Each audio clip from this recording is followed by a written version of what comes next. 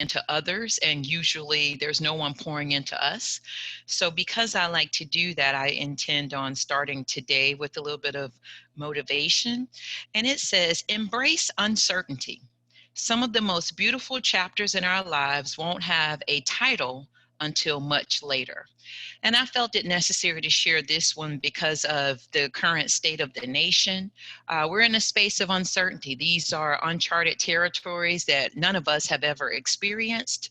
And I just want to encourage you all during this time to just remember that in some of our most beautiful chapters in our lives, they won't have a title. And then sometime later on down the road, we'll figure out what all of that meant or what we were expected to get out of that situation. I hope that helps someone today. So let me go back a little bit to my title page. So the title is Professionalism and Ethics Tips, Tools for Field Education and Social Work Practice. So I'm going to start with the objectives for today, or what I'm hoping to cover and that you'll also be able to take with you. Objective 1 talks about social work practice skills that are needed before entering field placement.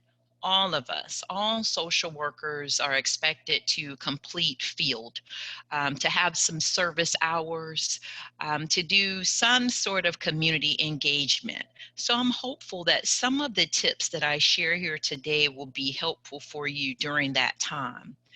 Another objective will be pertaining to best practices using technology with a professional tone. Dr. Prather said that I am the technology guru. I am not going to call myself the guru, but I do love technology, and I'm going to share with you all the importance of having a professional tone when you're in various social sites. And then finally, handling conflict in field placement and the workplace. If you've lived a little while, you know that we're always going to have conflict, but it's very important for us to understand how to handle conflict in a professional manner. It's always going to come to us, truthfully, professionally and personally, but we have to know how to handle it whenever it's standing in front of us.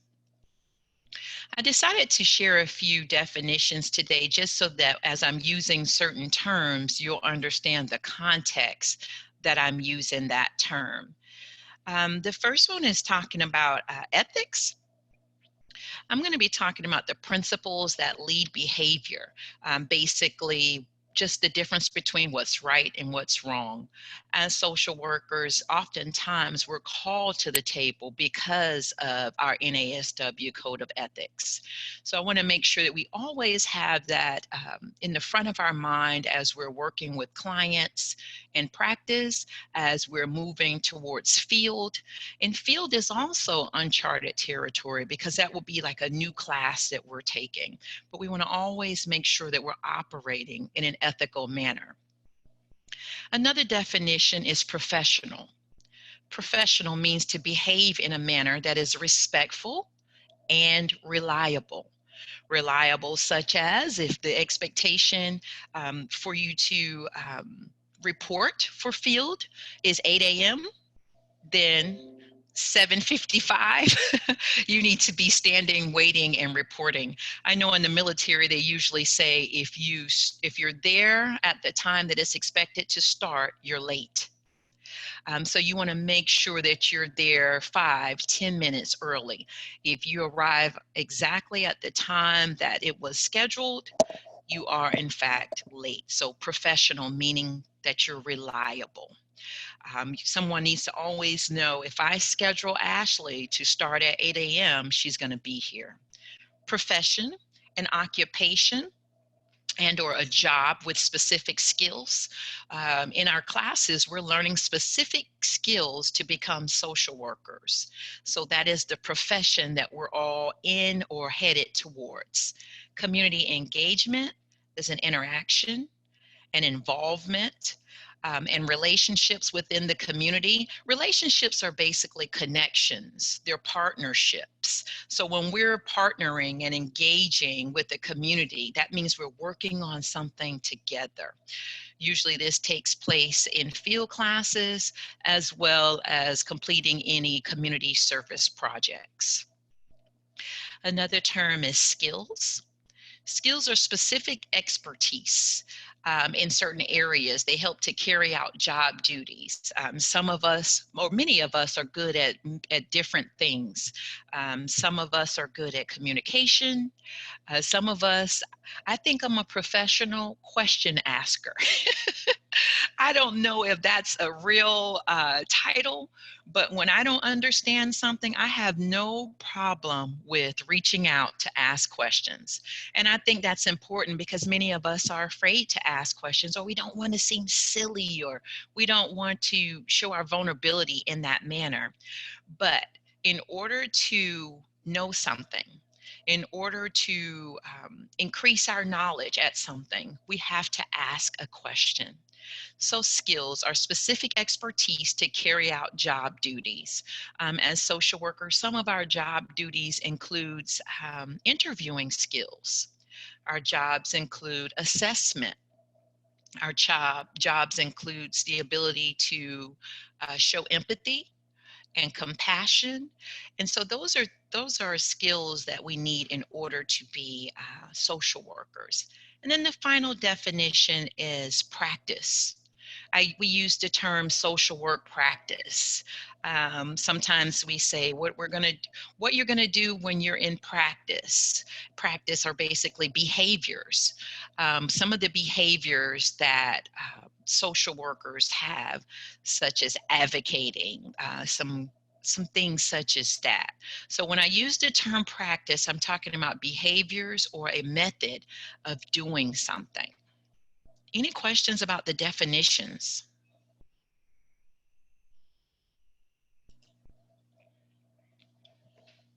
Also, I want to share somewhere on the Zoom, there is an opportunity to, I think, raise your hand if you have a question. Please feel free to push that if you should see it and you want to ask a question about something. I'm hopeful that this will be an informal presentation so that you'll feel comfortable to ask a question if you have any.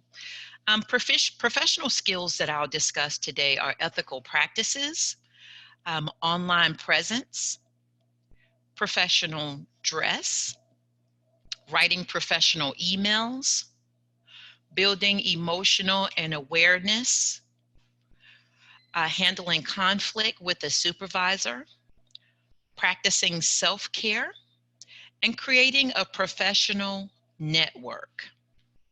These are some of the professional skills that we're going to discuss today. Ethical behavior. I am so thankful that the NASW has a code of ethics for us. It's almost like when we're out in the field, we don't have to be alone. We have some guidelines that can help us. Ethical behaviors are principles that involves honesty, fairness, equality, dignity, diversity, and individual rights. Because social workers are known to practice in ethical manners, this is why we're often invited to the table. This is often why we're in political arenas now, while they're calling for social workers. As soon as something happens, they're looking for social workers to have a seat at the table. And it's because of our ethical practices. It's because of our NASW Code of Ethics, which provides principles and values for social workers to follow. Overall, we are expected to display good character. Good meaning positive. It is the plan or the idea that we're going to help to increase the value of one's life in some way. If they're coming to us for support, if they're coming to us for services, the idea is that a social worker will help them with positive reinforcement. We have a social work code of value, our social workers' core values. Many of us are familiar with this. Their service, social justice, dignity and worth of the person, importance of human relationships, integrity and competence. My personal favorite is the importance of human relationships. Human relationships are nothing more than human connections. We all thrive and do well when we're connected to others.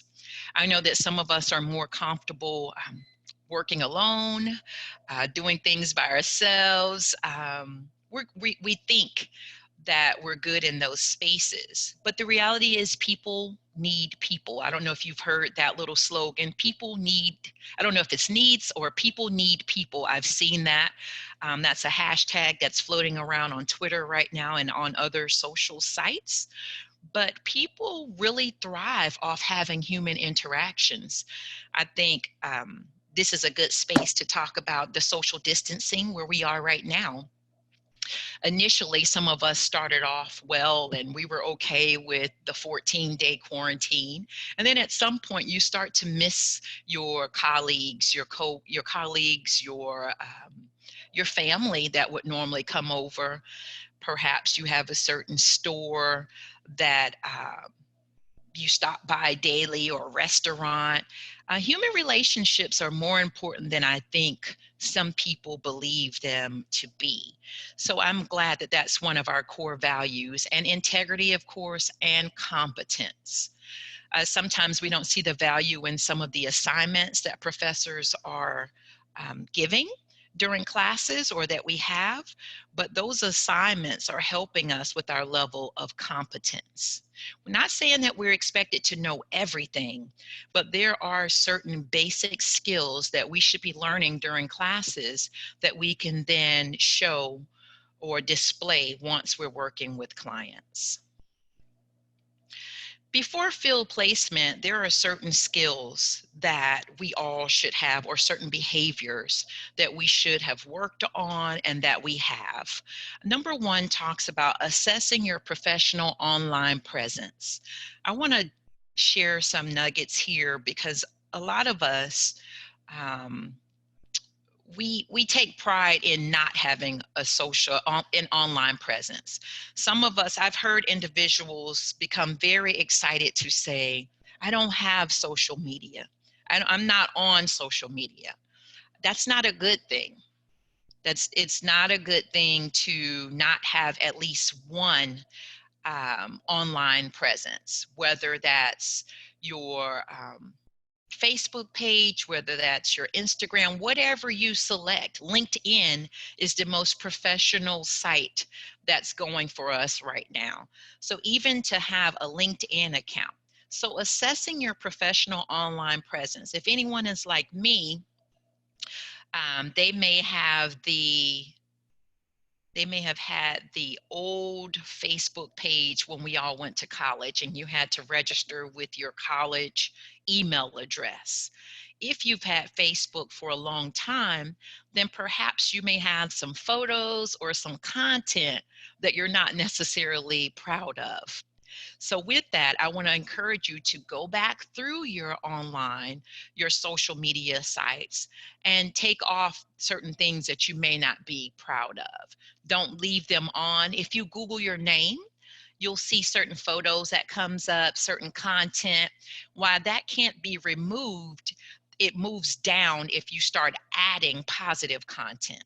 If you start adding where you are now, or photos, those things that we took long ago start going further down and they won't pop up immediately.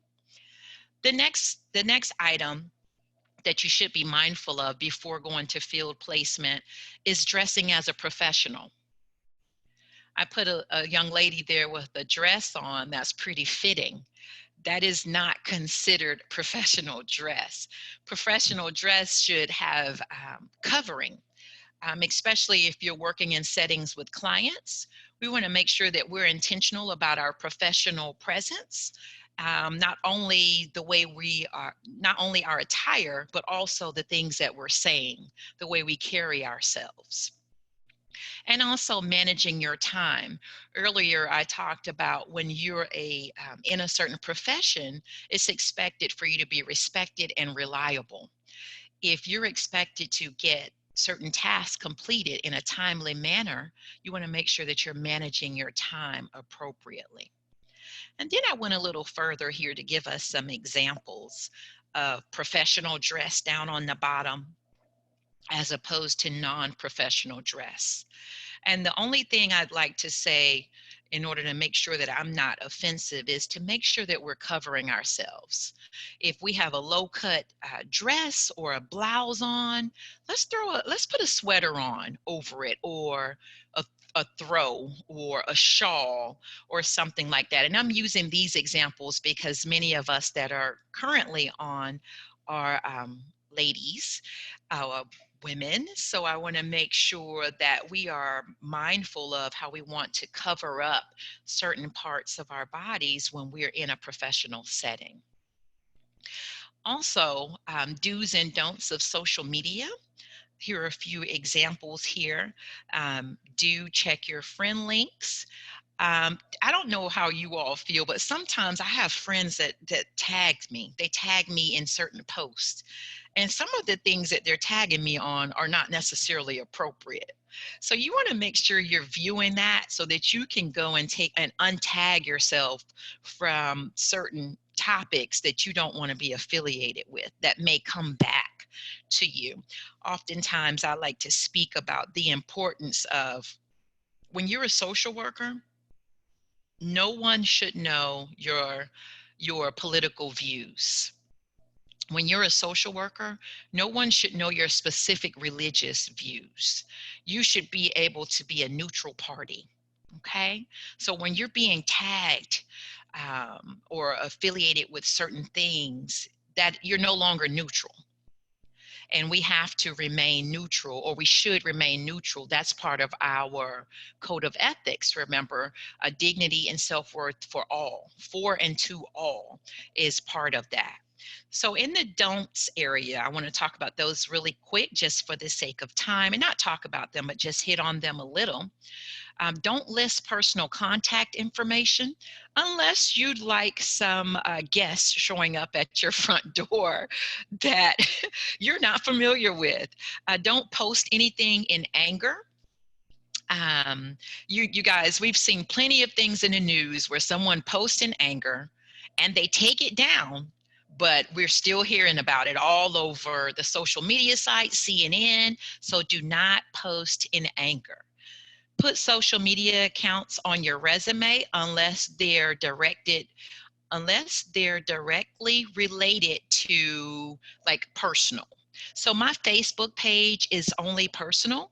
So I wouldn't put my Facebook account on my resume.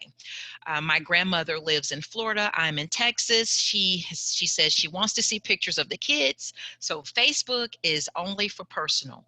However, my LinkedIn account, my Twitter account are all professional.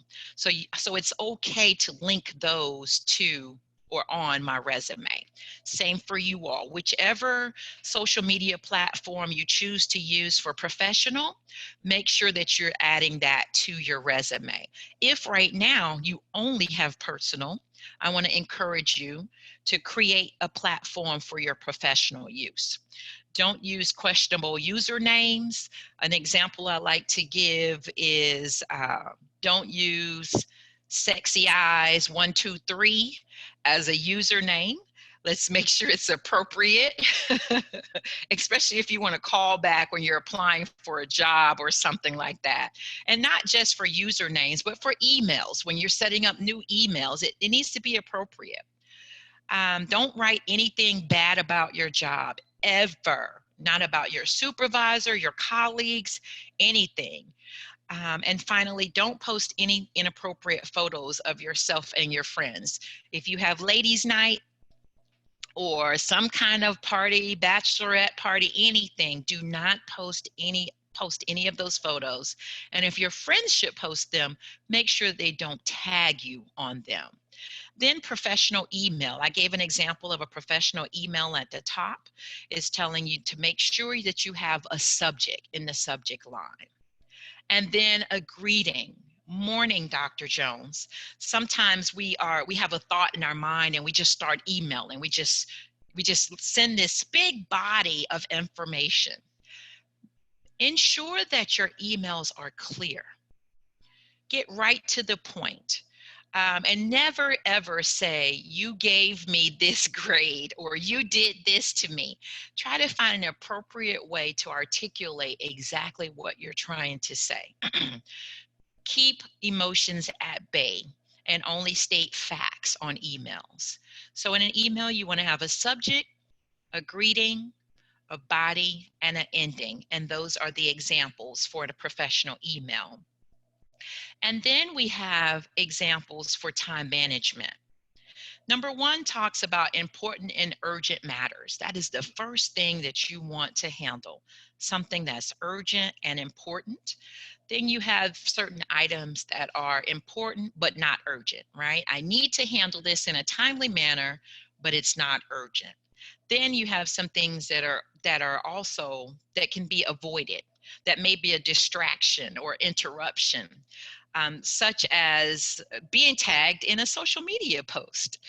If it has a certain topic on it, there we are. We're running behind it. We're trying to figure it out.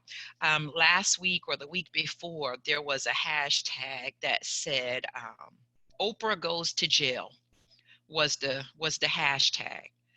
And that sent everybody in the social media world crazy, trying to figure out, why did Oprah Winfrey go to jail? That is a distraction. And we have to be mindful of that, especially when we're working on important tasks. And then a limit. We need to set limits to things. My game plan daily is to check my email first thing in the morning and to check my email during the evening. And I want to offer that to you all so that you're not going back and forth all day checking your emails, and then you have a lot of busy work. So if you set limits, time limits to certain things, I'm going to go on social media for 30 minutes. I'm going to, I don't know, surf the web or look at the news. Right now we have the COVID-19 information that's coming out to us every day in the news.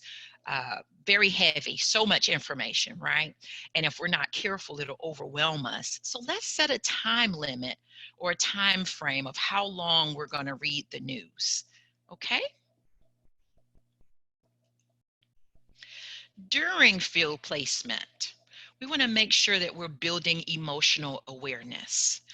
Oftentimes, volunteering stimulates various emotions, from happiness to frustration to sadness, even to anger. Sometimes it's anger with the very circumstance that you're handling. Most times we're happy when we are able to provide services to someone, or during the holidays, we have I think, like, I'm trying to think of it, where you put there are certain gifts, the Make-A-Wish type things, where the kids in foster care, they share, I'd like to have this and that, and we have the opportunity to get those things for them, right? So that feels great. We have this kid that wanted a bike, and we were able to give them a bike. I remember one of our programs, we had a child that actually wrote a list that asked for school uniforms. So we did get the school uniforms, but we also provided some appropriate toys for that child. Those are things that makes us happy, right? You feel prideful and excited that you can do that. But on the other hand, there are some other things that we deal with that also gets us a little angry or frustrated. When you have parents that um, mm, that don't do things just right. I remember one of my earlier cases when I was in the field included a 2-year-old walking down the street.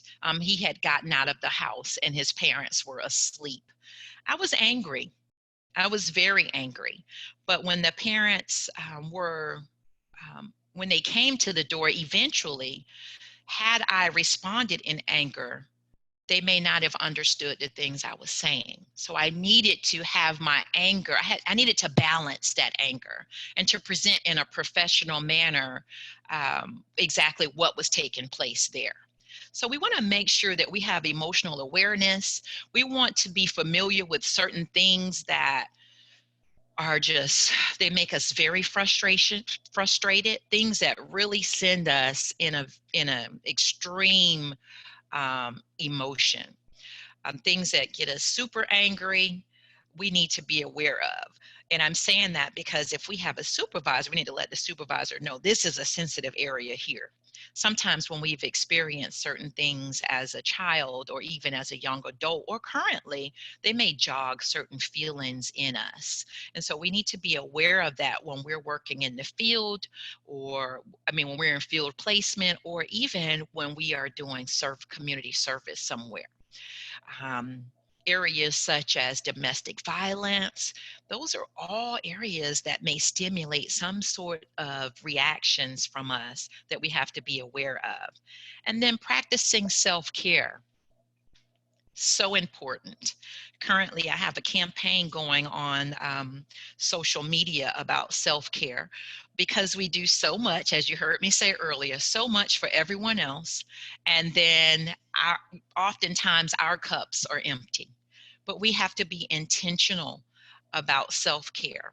What are we doing? What is our self-care plan? What do we do at the end of the day when we're sitting in our room or in our homes alone? Are we having a cup of tea? Are we reading? Are we journaling? What are some of the things that we're doing? And if you don't currently have a self-care plan, I want to encourage you to work on that, to have something that you enjoy doing so that you can have a well-balanced life. During field placement, also working in the community and in the workplace, you must be familiar with how to address conflict. Remember what I said earlier, conflict is going to come. It's going to happen, but we need to make sure that we're handling it in a respectful and a formal manner. And when we get upset with our supervisor or something that's taken place, we don't need to come out of character at all. There are certain things that we should never say. We should never get into a name calling situation, right? Or a yelling match. We want to remain respectful. The next one talks about consulting with the supervisor. Oftentimes we need to consult with our supervisors for different reasons. And we want to make sure those reasons make sense. Make sure that our tones remain professional. We want to make sure that our nonverbal cues, our body language is continuing to remain professional. The last thing we want to do is to be disrespectful to a supervisor or anyone, a community leader, any systems person, a police officer, anyone like that. And then we want to also respond with integrity, interacting with integrity. And that looks like doing what's right when no one's looking, always handling things the right way. After field placement, so once you're in the field placement, you want to create a professional network. And some are wondering, what's a professional network? So all of us are interested in going into certain fields. For instance, some may be interested in working with older adults. Some may be interested in working with at-risk youth. Some may be interested in working with policies. And we want to develop a professional network around that. That looks like being in certain groups with individuals that are in those fields. On social media, there are so many different groups out, you all, on Facebook. So if some of us are interested in politics, in policies, social research, interested in at-risk youth, interested in working with older adults, any sort of category, children and families, individuals, communities, you want to start now identifying professional networks that would support your interests in those areas. Best practices when using technology is to have a professional tone. So after you are inside or you've identified the professional network that you're interested in, stay humble. Remember earlier I talked about asking questions. If you don't understand something, ask them questions. Let them know that you're interested in this certain field or in this certain area. And then see if you all can have a meeting, an individual meeting. See if there are some tasks you can work on to learn more about the population that you're interested in.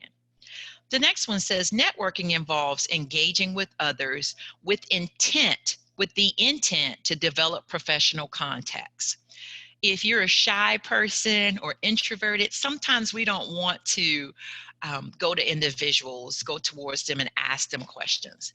But I want to let you know that networking is so important. And you want to use your field placement as an opportunity to network. It could be a possible job opportunity for you. Perhaps they're linked to a community or an organization in your area that will help you to get a job or solidify a job. So make sure that you're networking. That is so important. Here are a few takeaways that I want to share with you as we wrap up our talk here today. The first one is to make sure that you're engaging in ethical behavior. Make sure that you're respectful, that you're reliable. Make sure that you're showing empathy and that you're always doing what's right rather than what's wrong. Also, that you have a gauge, that you understand what's right versus wrong. Although many of us are interested in um, gaining employment in social work after you finish school, every agency and organization are not doing things ethically.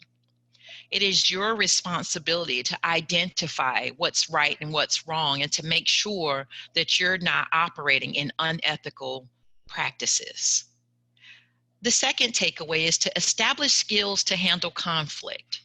Conflict will come. It's going to happen. You're going to disagree. You're going to disapprove of a circumstance, a situation, the way individuals higher than you are handling a situation, but you have to have the appropriate skills to handle the conflict.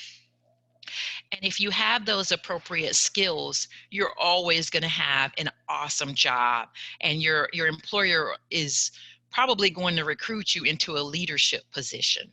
So having conflict resolution skills is so important. And then identify a professional network.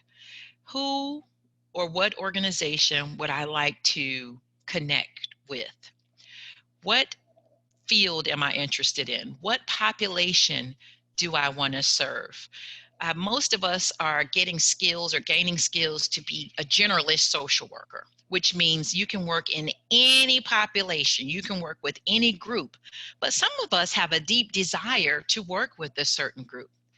And if you do, make sure you identify a professional network that also supports work with those populations. There is a lot of groups that are created for gerontology, for working with families, for working with children, and you make sure that you're connecting with them. Here are my references from the content that I've shared here with you all today. If there are any questions, I can take them at this time. Any questions? This was awesome, Dr. Jones. I so appreciate you sharing this information, and I am getting ready to unmute everyone. Give me Okay. 1 second. Okay.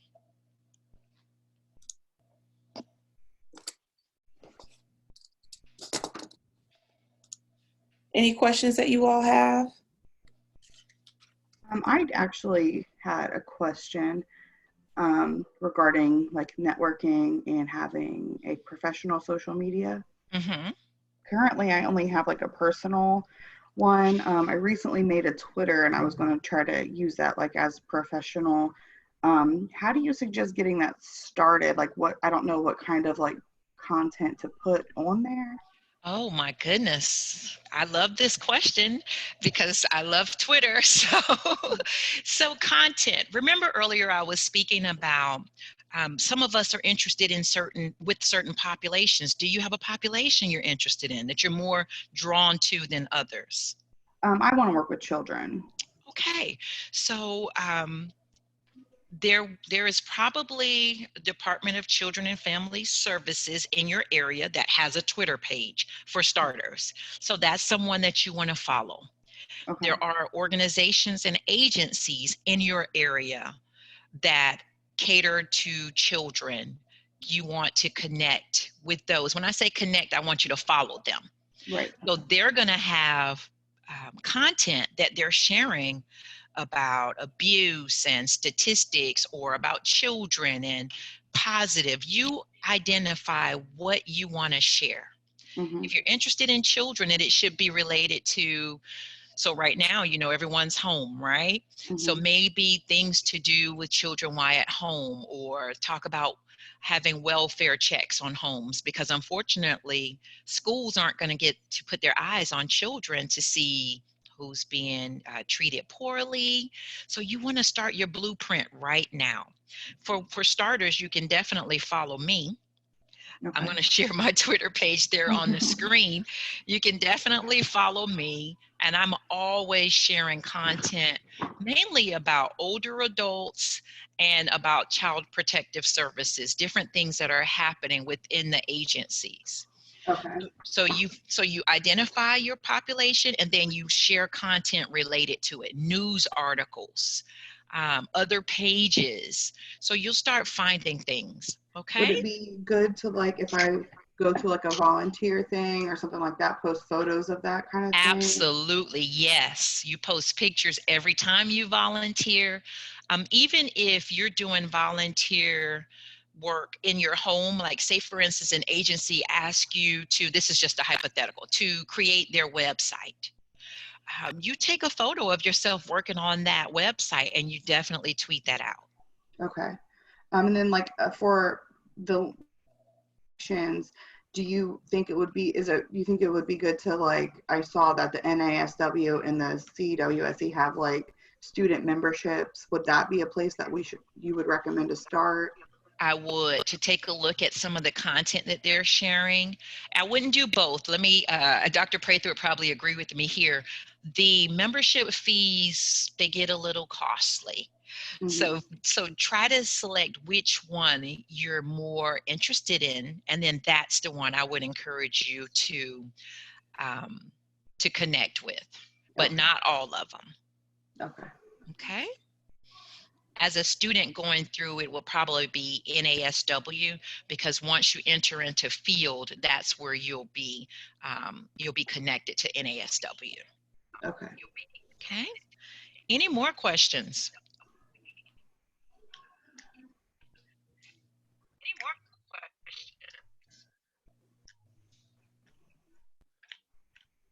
Would you please share information about your book? Absolutely. So I have a book called Developing Professional Skills for Community Engaged Learning. Inside of the book, some of the same exact topics that I've shared here today are included, such as the online presence, conflict with the supervisor is where it lands, professional emails, professional dress, and there are little assignments that are inside of the book. It can be located on Amazon. I was going to put the link on here, but I decided to just give you the name, because if you copy that name and put it in the search bar of Amazon, the book will come up.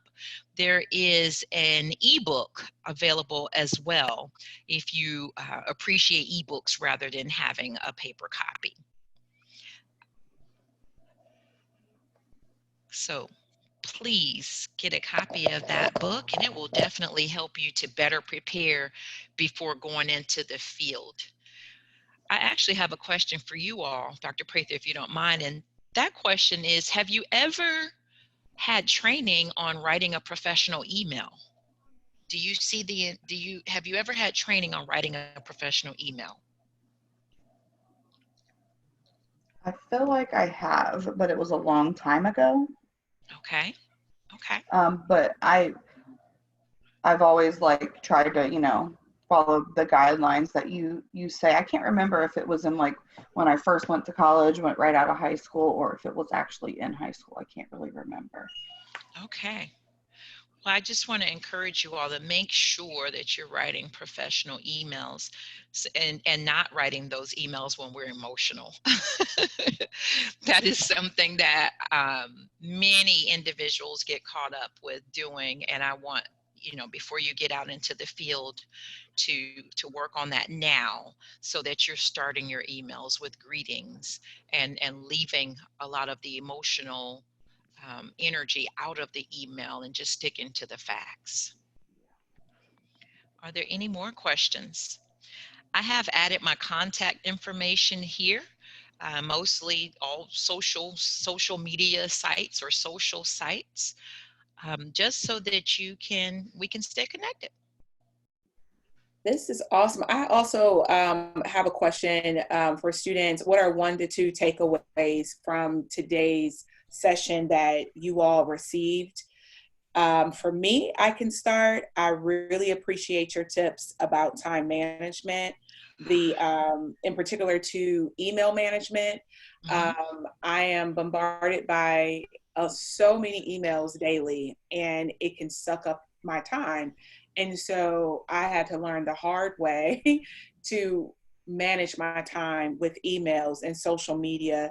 And I love the chart of the focus, avoid, and limit. Yes. Yes, that was really good. And especially the content about not allowing your emotions to Mhm. dictate what you write, because often it Yes. can always come back in a negative way later on. So taking the time to respond to emails professionally is really important, and not to be led by your emotions. And so those are really great and practical takeaways. I wanted to know from everyone 1 or 2 takeaways that they received from the training today. One of mine is the self-care. I have a lot of trouble, like I'll make a plan, but then I don't follow through with it. I'm always trying to take care of everybody else. Mm-hmm. Um, so that's one thing I really need to work on. It's good to be reminded about it. And then also the creating the professional social networking and connections and things like that, because I've been wanting to build that, and I'm glad I got some tips on that. It's good. It's good. Excellent, excellent.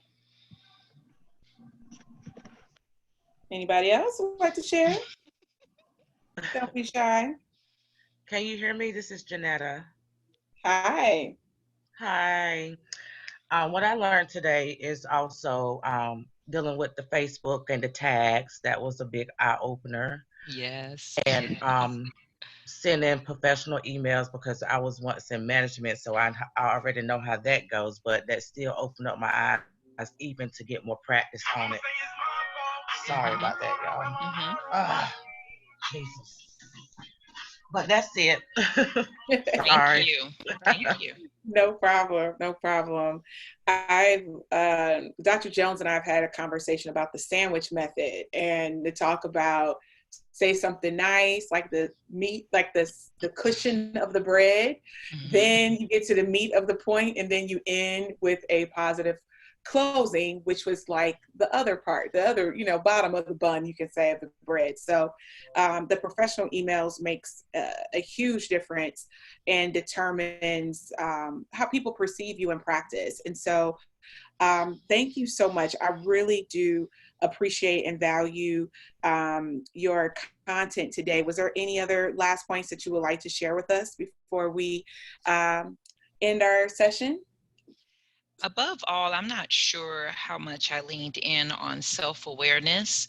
Above all, I want to remind everyone to become more self-aware, just to be alert with what triggers your emotions, what makes you happy, what angers you, what frustrates you. And when you become more self-aware, everything else will fall in line. Everything. That's all. That's excellent, excellent. Well, we are definitely going to share this with our entire student body. So thank you so much, Dr. Jones, for your time today. We definitely appreciate the content that you have shared to prepare us for field education and social work practice. Have a Thank you. great remainder of your day, everyone. Thank you. Bye-bye.